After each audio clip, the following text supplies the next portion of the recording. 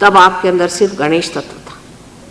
फिर उसके बाद में आपके अंदर जो अंतरिक्ष तैयार हुआ, वो अंतरिक्ष जो है वो आपके स्वाधिष्ठान चक्र से हुआ, पर ये नाभि चक्र से निकलता हुआ एक स्वाधिष्ठान चक्र है जिससे आपके अंदर अंतरिक्ष तैयार हुआ। ये अंतरिक्ष तैयार होते होते फिर उसमें से पृथ्वी बनाई गई। ये पृथ्वी विशेष रूप से स्वरूप से ऐसी बनाई गई कि जिसपे मनुष्य पनप सके, उसके शारीरिक, मानसिक और बौद्धिक संतुलन को रखते हुए ये पृथ्वी उसका संगोपन कर सके।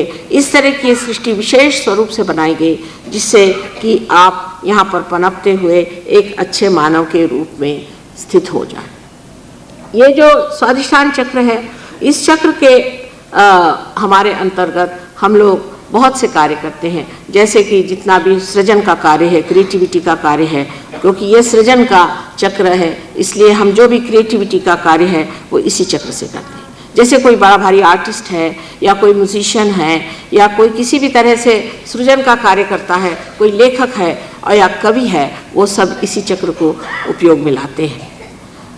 इसके भी बारे में हमको समझना चाहिए कि इस चक्र का ज़्यादा इस्तेमाल करना भी ठीक नहीं।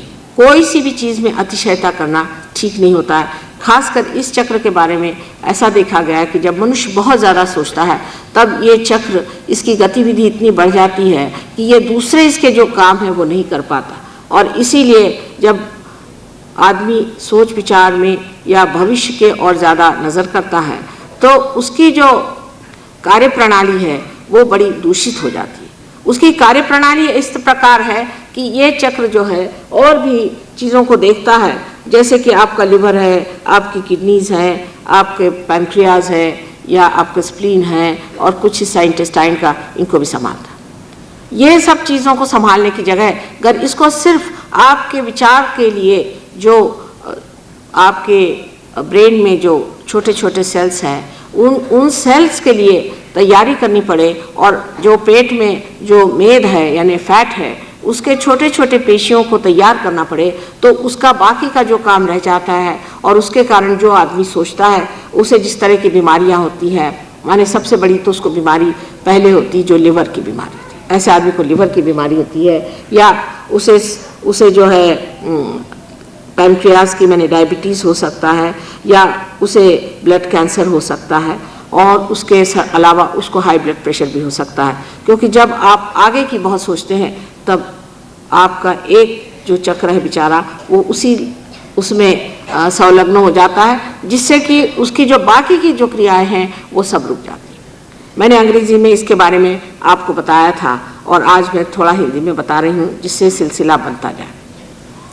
आगे उससे जो चक्र हैं वो भी बड़े महत्वपूर्ण हैं। जैसा कि मैंने कहा कि नाभि का चक्र आपको धर्म देता है। हमारे यहाँ जो सदगुरु हो गए उन्होंने सबने कहा कि धर्म से चलो, धर्म से चलना चाहिए, धार्मिकता से रहना चाहिए। धर्म में उन्होंने 10 धर्म मनुष्य के लिए बताए हैं, वो मनुष्य को करना चाहिए। अगर ये धर्म से हम च्युत हो जाते हैं, उससे अगर गिर जाते हैं तो हमारी मनुष्यता गिर जाती है। इसमें से सबसे बड़ा हमारे यहाँ जो आजकल गिरा हुआ धर्म है वो है पैसा। पैसे के पीछे में मनुष्य सारी अपनी मानवता खो दे। जिस आदमी के पास ज़रा ज़्यादा सा पैसा हो गया तो वो सोचता है कि उसको किसी से भी संबंध रखना, किसी से भी प्यार करना या किसी से भी अच्छे से बातचीत करना माने पाप। ये बिल्कुल आप देखिए कि पैसा ऐसा खोपड़ी पे बैठ जाता है, पर इस आदमी को ये पता नहीं कि आखिर ये पैसा किस लिए। इस पैसे से आप अपनी प्रतिष्ठा चाहते हैं, आप चाहते हैं कि आप प्रतिष्ठित हो, इसीलिए पैसा है। लेकिन आप ऐसे आदमी के पीछे में सुनिए तो कहते अरे इनसे कौन बात करे, ये तो बड़े बदतमीज़ आदमी है, इनको किसी से बात करने का ढंग नहीं, इनको कोई किसी से व्यवहार नहीं है, किसी से प्यार नहीं है, किसी से मोहब्बत नहीं है, इनके पैसे से क्या करना, ये किसी को पैसा उठा के देते हैं। पैसे से मनुष्य से कटता जा रहा है। अपने देश में तो ऐसी बीमारी पैसे की फैल गई है कि जिसके कारण आपने सुना होगा कि हम लोग डाउरी चलाए हुए हैं और दुनिया भर की चीज़ें इतनी जो कि बड़ी लज्जास्पद चीज़ें हैं हम लोग कर रहे हैं पैसे के नाम पर। सहयोग जो है कोई एक मनुष्य के प्रति नहीं है, ये समाजोन्मुख है, ये समाज की तरफ दृष्टि रखता है।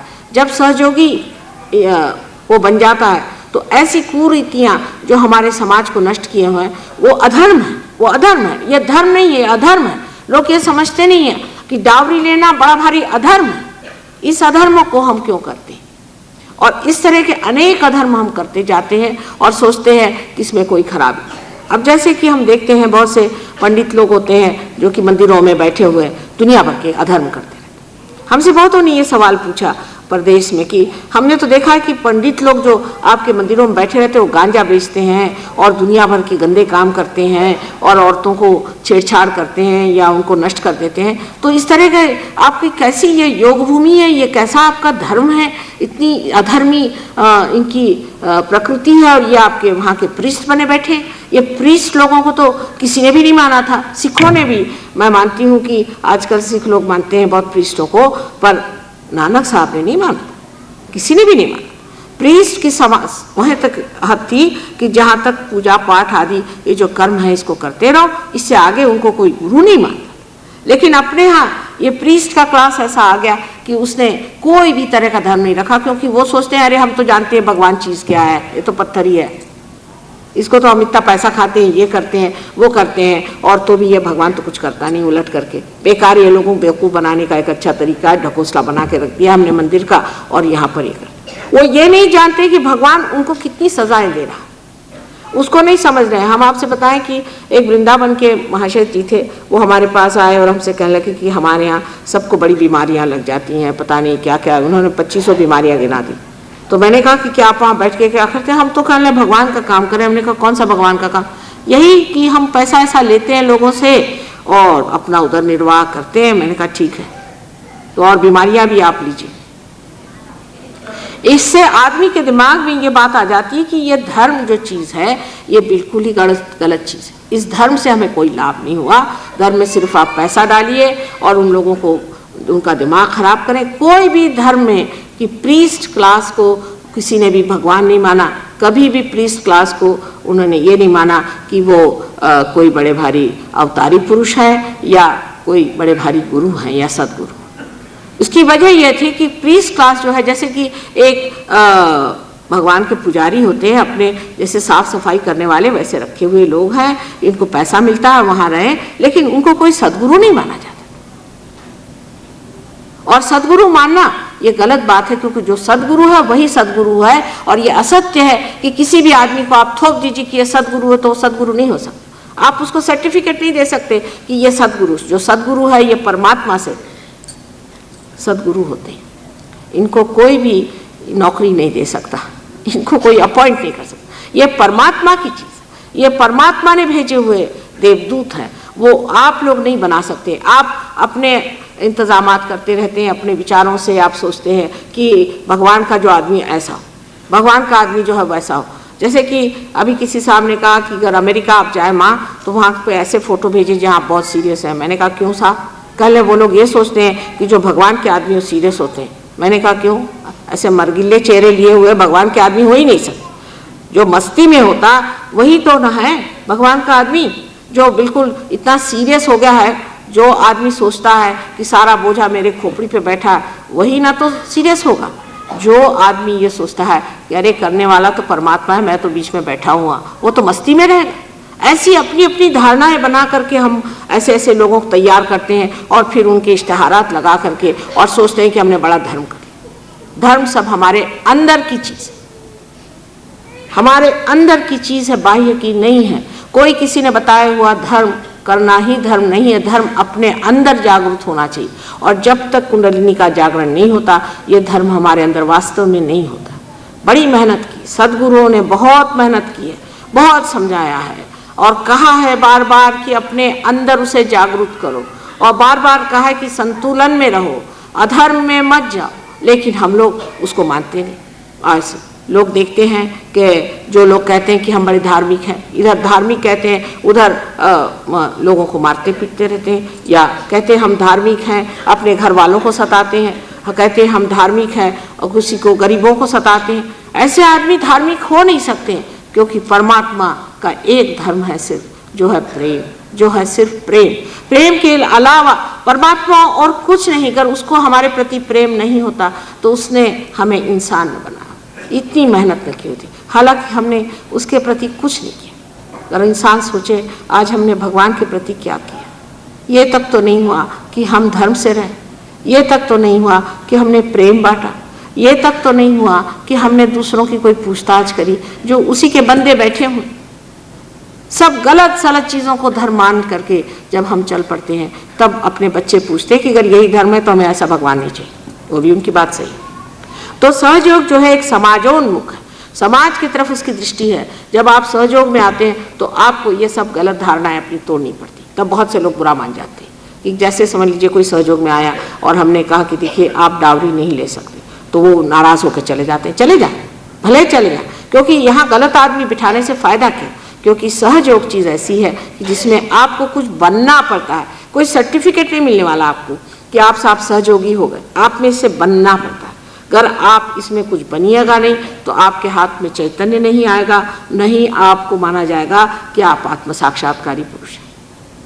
अब इन संत साधुओं को हमारे यहाँ कबीरदास जी हो, नानक साहब हो गए, बड़े बड़े संत साधु हो गए, उनके कितने नाम लिए जाए उतने कम है। उनको क्या कहना पड़ता था कि आप ये गलत काम मत करो, वो गलत काम मत करो? क्या ऐसा उन्हें बताना पड़ता था? वो स्वयं ही धर्म में खड़े रहते थे, वो स्वयं ही धर्म की बात करते थे। उनको कभी भी ऐसा तो नहीं कहना पड़ा कि आप ये गलत काम मत करो, इधर मत जाओ, शराब के गुत्ते पे मत जाओ। क्यों नहीं करते थे? आखिर ये सोचना चाहिए कि वो अगर उनके पास भी शरीर धारणा थी तो वो ऐसे गलत काम क्यों न करते थे, और क्यों वो प्रेम में इतने अभिभूत रहते थे। उसके लिए सोचना ये चाहिए कि उनके अंदर कोई न कोई हमसे ज़्यादा चीज़ थी, कोई न कोई ज़्यादा ताकत थी। और वो कौन सी ताकत थी उनके अंदर?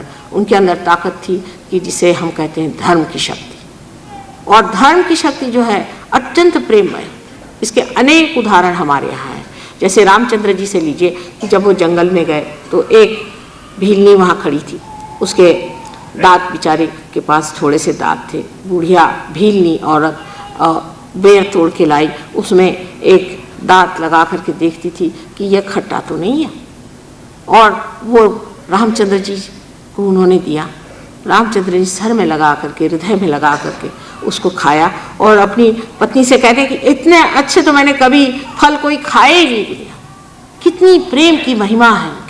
आखिर वो जाति के क्षत्रिय थे, वो कहते मेरी जाति ऊंची है, मैं क्यों? एक भीलनी जो कि बिल्कुल गरीब है, पता नहीं दांत उसके कैसे हैं, क्या है, न कोई विचार के उस प्रेम को उन्होंने पहचाना, उस प्रेम की शक्ति को उन्होंने उस बेर में देखा और उसे खाया। आप समझ सकते हैं कि जो मनुष्य आत्म साक्षात्कारी होता है वो प्रेम ही के सहारे जीता है और प्रेम ही बांटता है। उसके पास और कुछ देने लेने का नहीं बनता। इस प्रेम की शक्ति को जब तक आप नहीं अपने अंदर पाइएगा तो आप कितने मंदिर और गिरजा और मस्जिदों में, गुरुद्वारे में घूमिए, लेकिन उसका कोई फर्क नहीं पड़ता। पहली चीज पहचान, एक आदमी आत्म साक्षात्कारी होने के वो प्रेम से भरा रहता है। इतना प्रेम और इतनी क्षमा उसके अंदर होती है। बुद्ध को एक बार एक आदमी ने बहुत परेशान कर दिया, और जब वो कुछ आगे गए तो उस आदमी ने जाकर के उनकी क्षमा मांगी दूसरे गांव में। तो उन्होंने कहा तुम किसकी क्षमा मांग रहे? कहले आपकी बुद्धदेव, मैंने आपको बहुत अपमानित किया, मुझे क्षमा करें। कहले कौन से बुद्धदेव? जो वहां थे वो तो अब खत्म हो गए, ये तो दूसरे बुद्धदेव आ गए, अब बोलो। ऐसे ही कृष्ण के लिए कहा जाता है कि विदुर के घर जाके उन्होंने साग खाया, विदुर के घर जाके साग खाया।